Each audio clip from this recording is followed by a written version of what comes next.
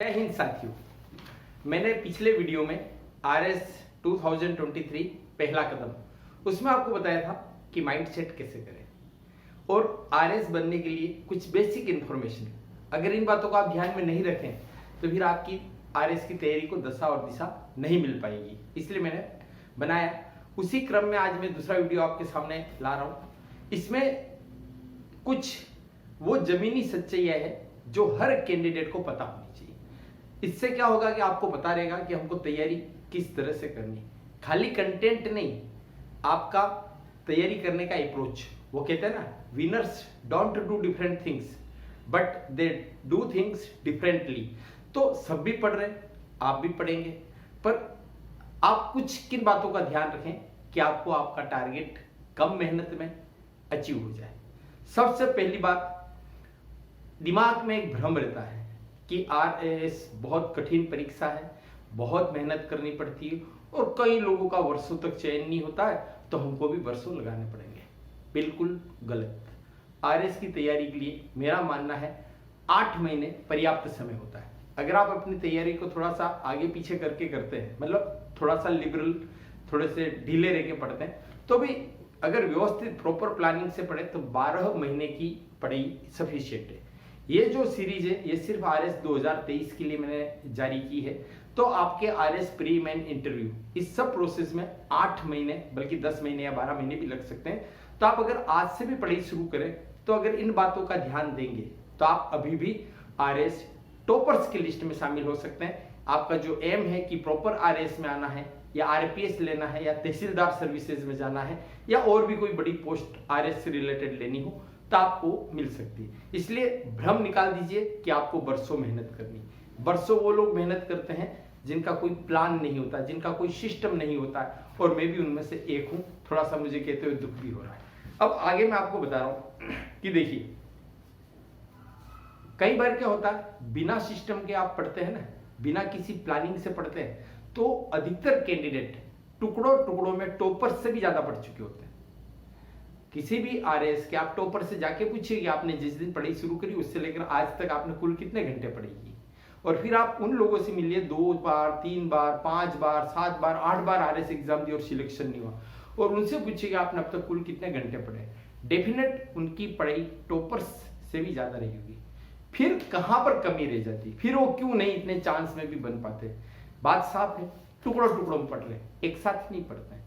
आप 2-4 अंगारे लेकर के अगर पानी गर्म करने बैठेंगे जिंदगी निकल जाएगी, और अगर आपने टेम्परेचर को हाई कर दिया तो कुछ मिनट्स में ही पानी उबलने लगेगा। बस ये आपका तरीका होना चाहिए।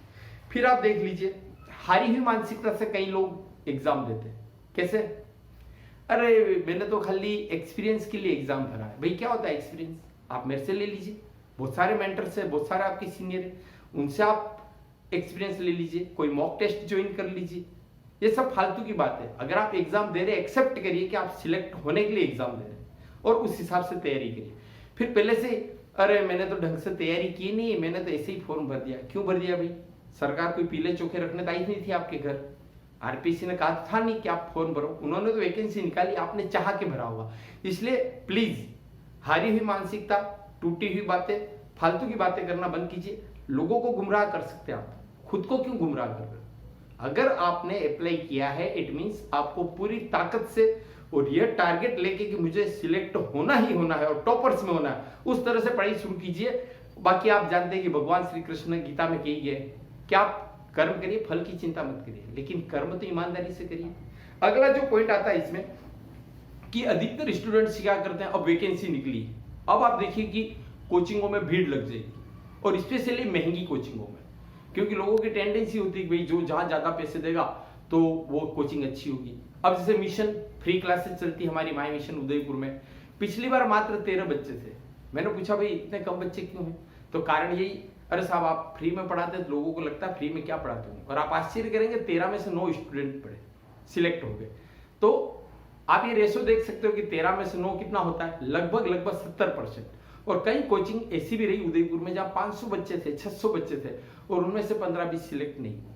तो आप महंगी कोचिंगों के पीछे भागना बंद कीजिए। आप ये जो सिस्टम एक बना हुआ है ना कि कोचिंग में जाके पढ़ेंगे तो ही सिलेक्ट होगा, भीड़ भाड़ वाली कोचिंग नहीं, मैं आपको फिर से कह रहा हूं, आप माय मिशन उदयपुर भी ज्वाइन मत कीजिए। आप तो घर पर सेल्फ स्टडी भी करेंगे तो भी आपका काम हो जाएगा, लेकिन जो भी करिए डेडिकेटेड करिए।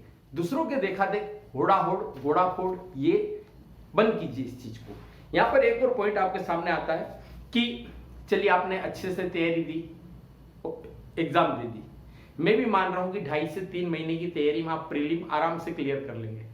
अब आप क्या होते हैं, एग्जाम देने के बाद ठाले बैठ जाते हैं, भाई रिजल्ट आएगा उस दिन देखेंगे, क्योंकि ऑलमोस्ट जितने भी लोग सिलेक्ट होते हैं ना वो कट ऑफ के आसपास में ही होते हैं। ऐसा नहीं कि कट ऑफ के आसपास वाले कोई 2-4 बच्चे होते हैं, सैकड़ों और हजारों की संख्या जो उस कट ऑफ के 1-2 नंबर आगे पीछे होती, जो सिलेक्ट होते हैं या सिलेक्ट नहीं होते हैं। तो स्टूडेंट्स का स्वाभाविक है कि वो उसके मन में एक ललक रहती है कि एक बार रिजल्ट आ जाए उसके बाद पढ़ाई शुरू करूं। ये बहुत बड़ा मिसकॉन्सेप्शन है। अगर आपका टारगेट है आपको आरएस बनना है तो आप तो तैयारी करिए ना। ये तैयारी अगर आपका इस बार प्रीलिम में नहीं हुआ तो अगली बार काम आ जाएगी। क्या आपने सोच रखा है कि आप इस आरएस में होगा तो ही आप ज्वाइन करोगे और बाकी आप आरएस नहीं दोगे? और राजस्थान जब से बना है तब से साल 2 साल थोड़ा सा समय आगे पीछे वैकेंसी तो निकल ही रही है रेगुलर। सरकार का अफसरों के बिना काम चलेगा नहीं। फिर आप किस मस्ती में चूर रहे? आपकी जिस दिन प्रीलिम एग्जाम हो जाए आप उसी दिन मेंस की तैयारी में लग जाइए, क्योंकि प्री और मेन प्री का रिजल्ट आने में भी महीना भर निकलता है। अगर आपने महीना भर तैयारी नहीं की या डुलमुल तैयारी करके टाइम बर्बाद कर दिया तो बाद में आपको बहुत बड़ा पश्चाताप होगा, बहुत अफसोस होगा, काफी भारी कीमत चुकानी पड़ेगी, क्योंकि 1-1.5 महीने बहुत मायने रखते हैं। उसके बाद क्या होता है कि जो प्री की जब आप पढ़ाई करते हैं तो उसी समय जो कॉमन पोर्शन है जो मेन में आने वाला है उसकी प्री के साथ इस तरह से तैयारी कीजिए कि मेन में आपको ज्यादा साइको प्रेशर नहीं आए। क्योंकि जब आपने 1-1.5 महीना तो इसे गवा दिया, उसके बाद फिर जब मेन का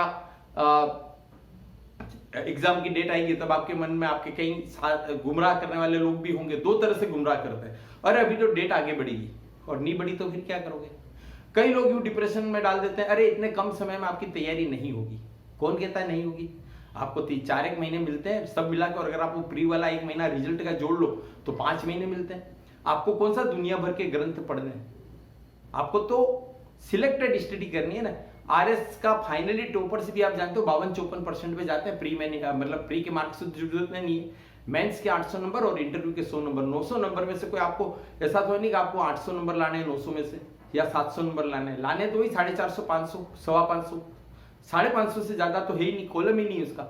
और 450 से 500 के बीच आपको प्रॉपर आरएस मिलने के काफी अच्छे चांस रहते हैं। तो आपको कहां जरूरी का आप पूरा के पूरा सारी दुनिया का बोझ हम उठाते हैं कुली बन के सारा सिलेबस पढ़ो। सिलेबस तो सारा पढ़ना है पर सिलेक्टेड चूजी होकर पढ़ना है। जो हिस्सा आपको लग रहा है कि चांस कम है उसको आप स्किप कर दो। मैं अपने आगे की वीडियो में आपको बताता रहूंगा कि आपको किस तरह से किस हिस्से में क्या पढ़ते रहना है।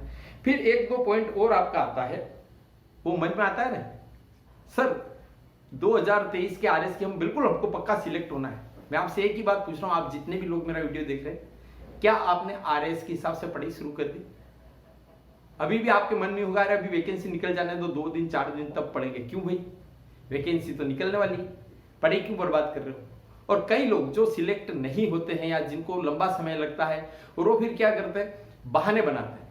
मैं खुले दिल से स्वीकार करता हूं कि अगर मेरा आरएस में हुआ लेकिन मेरे को मन चाही पोस्ट नहीं मिली, मन चाहा कैडर नहीं मिला, तो उसका जिम्मेदार मैं खुद हूं।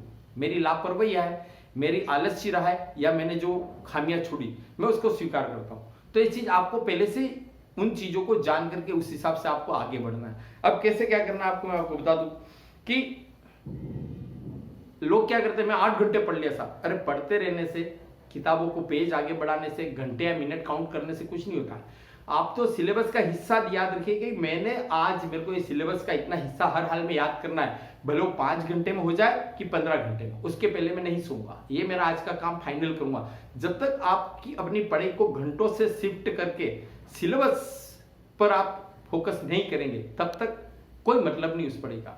नॉर्मली क्या होता है, कल से पक्का पढ़ेंगे, वो कल कभी नहीं आता। अरे कल से तो पक्का पढ़ेंगे। क्यों भाई, जब आपको आरएस बनना है तो फिर कल ने परसों क्या होता, अभी बैठो ना, काल करे सो आज कर, आज करे सो अब। उसके बाद कुछ चीजें और होती है।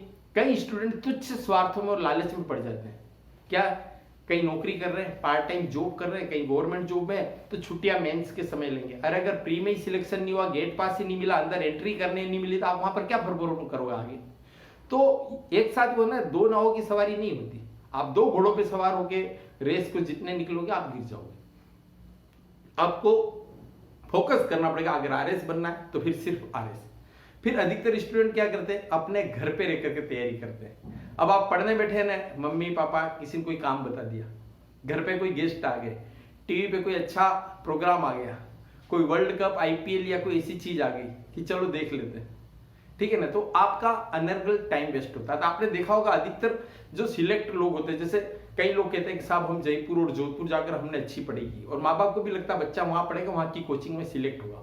मैं आपको राज की बात बताऊं, आप छोटी जगहों की कोचिंग का रेशो देखिए कि उनके अगर मान लो मेरे यहाँ 13 में से 9 बच्चे सिलेक्ट हुए तो 70%। तो क्या जहां पर 1000 बच्चे थे वहां पर 700 बच्चे सिलेक्ट हुए? नहीं होते।